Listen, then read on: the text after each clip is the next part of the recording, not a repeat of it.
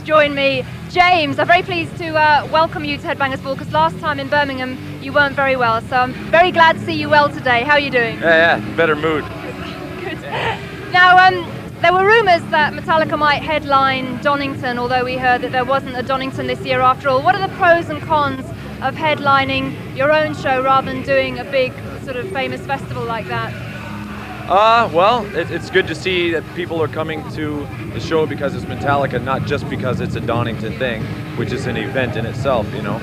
But it's good to see a lot of crazy people here to see, the good music that's going on today. Well, it's a great lineup. Everybody agrees that. When you were in the big arenas, you had the Metallica film. Now, do you think that these opening bands, the Almighty, we can hear behind us, do you think that they're an important part of the outdoor vibe? Oh, absolutely. Yeah. The film wouldn't really work outside, would it? Well, I mean, everyone's seen the film, and I've seen it, and it's, we know what we look like, and everyone else does too now. So it's good to have some bands up there rocking and getting people happening out there. Well, it's very good of you to allow bands to use the whole stage and everything. I think some of them are a bit... What, they are? No snake fit today, though. No, that's our thing. That's your thing. Right. Now the Metallica album obviously allowed you to get a lot of things off your chest, but your life has changed so much over the last 2 years. I was wondering, do those subjects and experiences seem to you like they're from like another era of your life? Like 2 years ago or something, yeah. Well, all the lyrics on every album, like when you go back and listen to them or read them again, there's like a whole new meaning to the things. It might be something completely different, but I feel like there's something missing inside me now because I need to kind of create new stuff again, which we will probably be doing soon when we get back. So, I mean, are these new songs from the Metallica album, are they still really fresh to play live 2 years down the line? Yeah, definitely. I'll actually listen to the thing too. I'll put the record on. And also, I guess playing live, they're a little bit shorter and maybe a bit simpler. Does that help as well? Well, that definitely works better. I mean, it makes the set list look more impressive, you know? Wow, 20 songs now. All right, well, July the 4th is the big day, the final Metallica show on this tour. 15 to go. I'm not counting, though. So are you looking forward to the final one, or are you hanging in there? Everyone's in a great mood. I mean, everyone can see the end. And so everyone is really hepped up. I mean, everyone, crew, band, the whole thing. So you're going to have a big party on the final night? You don't know us very well. Yes, of course. But how are you going to switch off from all this Metallica activity? What are you going to do in your free time? I don't know. It's going to be a bit scary, you know. I'll wait for the wake-up sheet to come under the door, you know.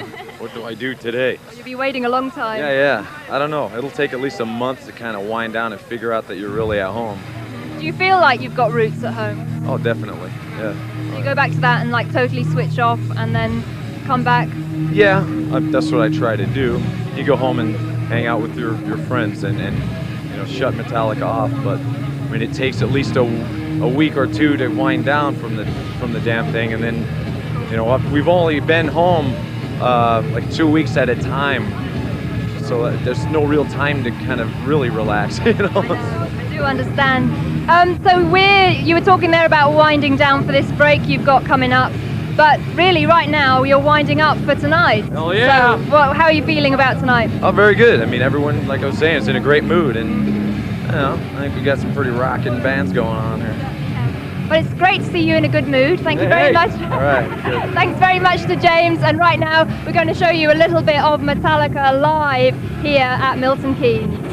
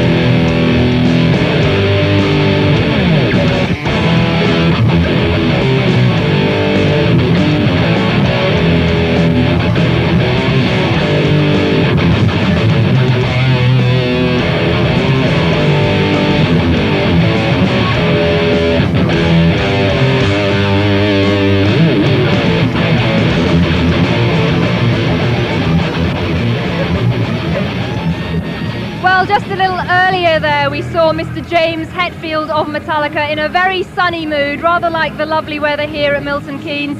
And now I'm very pleased to welcome Lars back to Headbangers Ball. How are you doing, Lars? I'm very sunny too. No, we're all in a really good mood. When I woke up this morning, I was like, yay, it's finally here. Let's do it. Let's get on with it.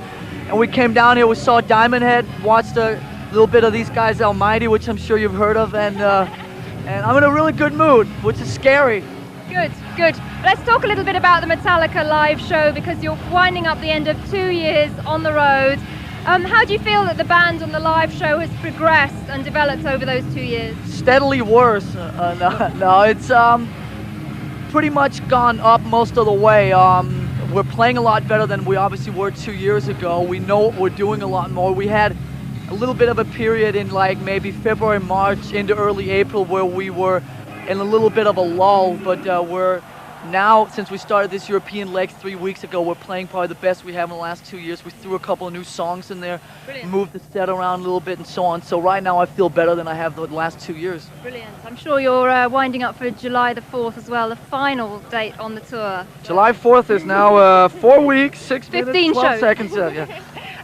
Let's talk a little bit. Have you had to compromise the staging and production in any way to accommodate these support bands today? No, not really. I mean, the whole thing that we've been doing here for the last 3 weeks has been 2 or 3 support acts in every place, and we have some of the better things from the indoor gig, like the Snake Pit, and James has 46 microphones and all that stuff. So it's it doesn't really. We have some very good production people that move things around, and drums kits get shoved up where they're supposed to go, and it's all very smooth. And it's so we have our full production thing that we had with when we were co-headlining last summer with Guns, and we've added a couple things to it, but it's working really well. But the Snake Pit's only open for business with Metallica, right? That's yes. I'm sorry. That's No, I think some of the bands are a little worried about all the ramps and the walkways and going out the front there. Well, I can understand somebody who's never been on that stage before. It's like, what's this big gaping hole in the middle of the stage? Just maybe we should put like a security net down there. But we've had the Cult and Suicidal with us in over Europe the last 3 weeks, and nobody's fallen in, nobody's gotten hurt, and it's working really well. So I'm happy. Good, that's great. Will this show be particularly special for you, bearing in mind that Diamond Head are on the bill, and you've long been a great fan of the band and always spoken up for them? So flying the flag, yeah, it's great. I mean, the fact that these two guys are standing over here clowning around, and I just saw them play for about 25 minutes was amazing. Also, I should say that last week when we played in Copenhagen, we had Merciful Fate, which was the other band. Yeah. The 3 bands that really influenced early Metallica was Diamond Head, Merciful Fate, and Motorhead. So the fact that we've played with all those bands now in the last few months, we had Motorhead with us on the Guns tour last summer. But seeing Merciful Fate last week open for us, Diamond Head today, I feel like I'm 12 years old, like a little punter running around going, yay! Oh, brilliant. It's great. It's really good. And it's a great day today, and it's just couldn't ask for a better setup. Good. Well, there is some things we've got to talk about, very important things. Forthcoming live video and forthcoming live album and home video. Tell us a little bit about those. Let's see, where do we start? I think the best way to is some of you guys out there might be familiar with, a couple years ago Queensryche did like this little package, kind of a box thing that had some videos and CDs or cassettes, whatever configuration that you bought. That's the idea we're going with. We're not trying to do like, a single album, a double album, a single video, a double video, and another CD with a different cover and 3 other songs. It's like one package. If you want this thing, you have one option. You buy the whole thing. It's gonna have about two. I'm seeing all these people everywhere, and I'm sitting here waving to everybody. It's gonna have a whole show on video from San Diego early in the tour, and about half hour of stuff from the Justice tour from Seattle in '89, of all the songs that we didn't play and so on this tour. And it's got a whole show on CDs and cassettes or whatever configuration that you buy from Mexico City later in the tour, and you can see it's 2 different set lists. It's 2 different, we're playing a lot better obviously as the tour moves on and so on. It's going to be, have the usual 712 live photos and all that kind of stuff. So it's going to be the definitive live Metallica pack. It's not going to be so much for all the people that just know Metallica from, Enter Sandman or whatever, but it's going to be for the fans that have been with us for the last 12 years and so on. I think for them it's going to be something that they really get off on. Okay, well, we'll talk about that a little bit more in the next segment, but right now we're going to show you a little bit more of Metallica as they are at their best. Here they are live.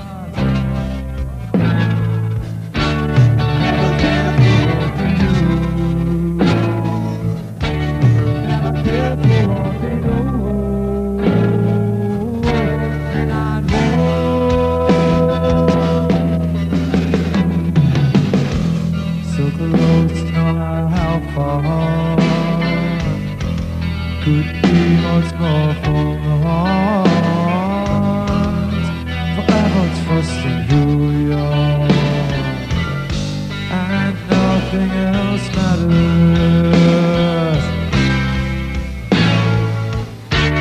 Never care for what they do, never care for what they know, and I know.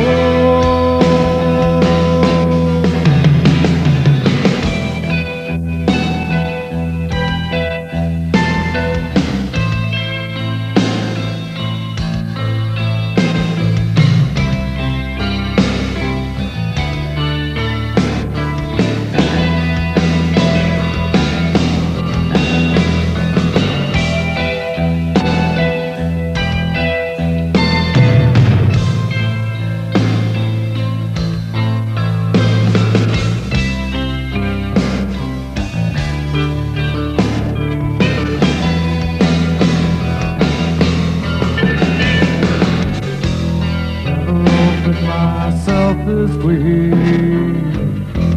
life is as we live it our way. All these words I don't just say, and nothing else matters. Just I see and I find in you every day for all something new. Open minds for a different view, and nothing else matters. Lars is still with me on the Headbangers Ball, waving to all his friends backstage at Milton Keynes. There's a great atmosphere back here, actually. And Lars, we were just talking in the last segment about the forthcoming live album and accompanying home video, and you being such a knowledgeable rock fan, I'm sure you'll agree that a lot of live albums have been a pivotal point in some bands' career, like Kiss, Alive, and Deep Purple, Made in Japan. Do you see that with Metallica, or is it like closing one chapter, ready to start a new one? I wish I could be that philosophical about it. It's just like we've got all this stuff lying around in all our storage facilities. It's time to clean. No, I mean, on a more serious note, it's going to be a long time until the next Metallica record comes around, and I think that we just feel that it's a good time right now to just push some of this out. More people to wave to. Hi, Mick. How are you? That's Mick. That's Mick. Anyway, what was I talking about? Sorry. You think it's important to make a clean out all your backlog kind of thing? We just, we have so much footage lying around. We have all these shows from the Justice to all this stuff from the last couple of years. And I just think that now is a good time. We really want to take a couple of years away from the spotlight. We really want to just be low key. We want, and so on. It just seems right now is a perfect time to just release this kind of thing. Like I said to you in the last segment, it's not something for, it's not like something we think is going to sell as many as the last. It's just for the dedicated fans. For the fans who've been there, and it's like our thing to them, and blah, blah, blah. And I just, also, I don't think that necessarily maybe live albums mean as much as they used to. If you think back to the 70s, like you were talking about, your Made in Japans and so on. Now with the advent of videos and what kind of role that plays in it, it's just like, it's just live albums per se, a live album just by itself. Nobody really does that anymore. It's always a live album and a video, and everybody always pays more attention to the video and so on. So I think we're trying to combine the best of both worlds and stuff like that by giving everybody different shows and so on. And it, hey, we're just doing ours. Hey, like I said, we're cleaning the attic out. Now, you have been on the road for 2 years, which is a tremendous amount of time by anybody's standards. I mean, how have you managed to kind of keep your feet on the ground? Do you think that it seems to me that you've maybe got a little bit of a cynical sense of humor. Do you think that's helped? Yeah. That's the best thing that I finally realize now why we are so cynical and why we have this very silly sense of humor. It's actually very British, as you can probably relate to, but I think it's to keep all the kind of seriousness a little bit at a distance. If you let all this get to you and sit down and, oh, you know, one of the biggest bands in the world and 300 concerts and MTV and big stadium shows and all that, it can get a bit much. So we try and approach it all with a really, really loose attitude, and as you're saying, very sarcastic and very cynical. And I think at the end of the day, it helps us get through. I think it also pisses a lot of people off that don't quite understand our sense of humor and so on. But at the end of the day, it's what works best for us, and it's the reason that we can be out here and do this. And for any band to go out and play 310 gigs on a tour, you know, there have to be something wrong with them. And the fact Well, your way of keeping sane, I really. know it. I don't know. Without giving you all these corny stories about, you know, the road is really home to us and all this crap everybody else tells you. It just, I'm very happy that we're in a position where we have an album that's big enough to allow us to go out and play 310 gigs and to do 25 Milton Keynes across Europe and so on and so forth. And that's a situation that doesn't present itself to you all that often. So we're basically doing it here while anybody cares, because when we come back in 3 years with another album, I mean, who knows? It's so unpredictable these days. Maybe everybody will just say, yeah, Metallica, you know, next. Not. Well. Anyway, very quickly, I know lots of fans want to know what is happening with your fan club. So many people are writing into us for an address. What's happening? I thought I could get out of this clean. The fan club. Well, what happened was on the last couple of records there were some addresses printed that were some people that were appointed by the merchandising company to run these things that weren't doing good enough job. So we basically pulled it. We're in the process right now of trying to set up a fan club with people that we trust. I mean, obviously we get zillions of letters and it's very difficult to keep up with all of it, but we are in the process of trying to, when the tour's over, to sit down and deal with this issue. And like I said, we have somebody who we trust very much, who we're talking to right now about basically overseeing it and setting it up when the tour's over. So that's the latest I can give you now. Okay, so, and you'll keep us posted on that, I hope. Okay, Absolutely. now, as we said, July the 4th is the last day at the Torhout Werchter Festival. And then how on earth are you, of all people, going to put all this Metallica behind you and go back to living a normal life for a little while? I like the way you say that. Me of all people, right? Because it is your life, isn't it, Lars? I have no life and I have nothing else. No, in all seriousness, I think it's going to be okay. I think the last few months, I've started to feel the way any other normal human being would under these circumstances, which is pretty burnt out. And the only thing that's really keeping us going is the fact that we get up on stage 3 or 4 times a week and play some really good shows.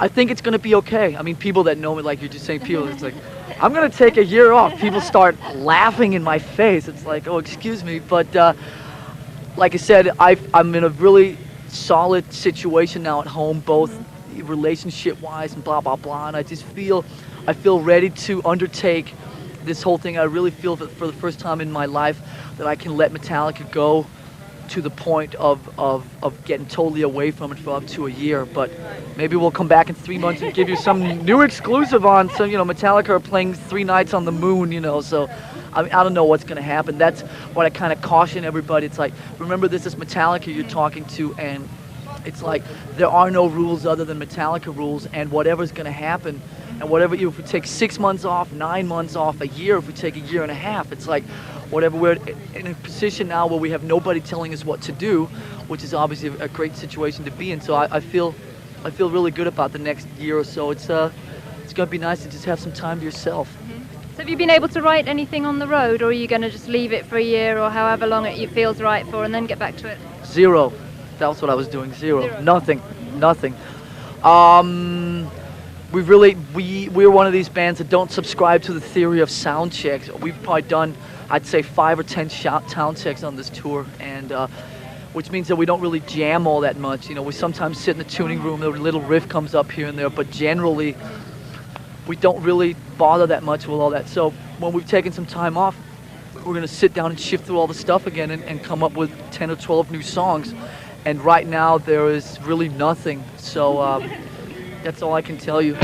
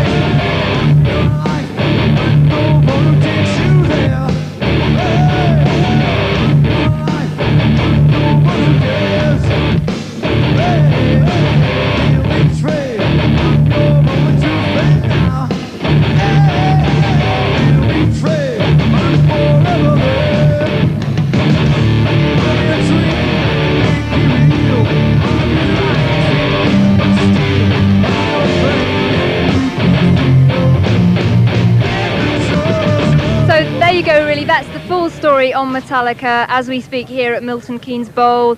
Forthcoming live album, accompanying home video. Then when the tour finishes on the 4th of July, the band are going to take some time off, nobody knows how much, before they start getting back together again and start writing for the next album. So your thoughts about tonight, Lars? There's a gig a little bit later. Oh, I thought I was just here punting around. It's gonna be great. I mean, what can I say? Look at this day. It's been a great 3 or 4 hours so far. Like I said, I'm in a great mood. James is in a great mood. This is all very scary. So it's gonna be good. It's gonna be real good. There's 60,000 people out there. The fact that we can come back to England and play to 60,000 people in one go is incredible. So it's gonna be good. I feel real good about it. All right then, well thanks very much, Lars, for taking time to talk to us. It's great to see everybody in the Metallica camp in such a great mood to go with the weather. I want to ask her something, okay? So what do you think of the Almighty? Oh no, don't do that. Oh, didn't you see him? They just played for 45 minutes. What have you been doing all this time? I was interviewing Metallica. You don't have anything better to do with your time than that? I can't answer that. Anyway, we're signing off now from Milton Keynes. We're going to what's the next segment? Well, actually, we've reached the end of the show. Oh, we reached the end of the show, so Yeah, it's time would you to. like to say goodbye? Would I like to say goodbye? Yeah. You should go in and ask your husband how he's doing. I would like to. I'll sit here and talk to these guys, and All right. I'll close off. Can I just tell you what's happening next week? We're in the studio, back in the studio. Hope you've enjoyed the show. I'll leave you with Lars to say good night. I'll see you next week. Okay, see you. All right, now we got her out of the way. Let the fun begin.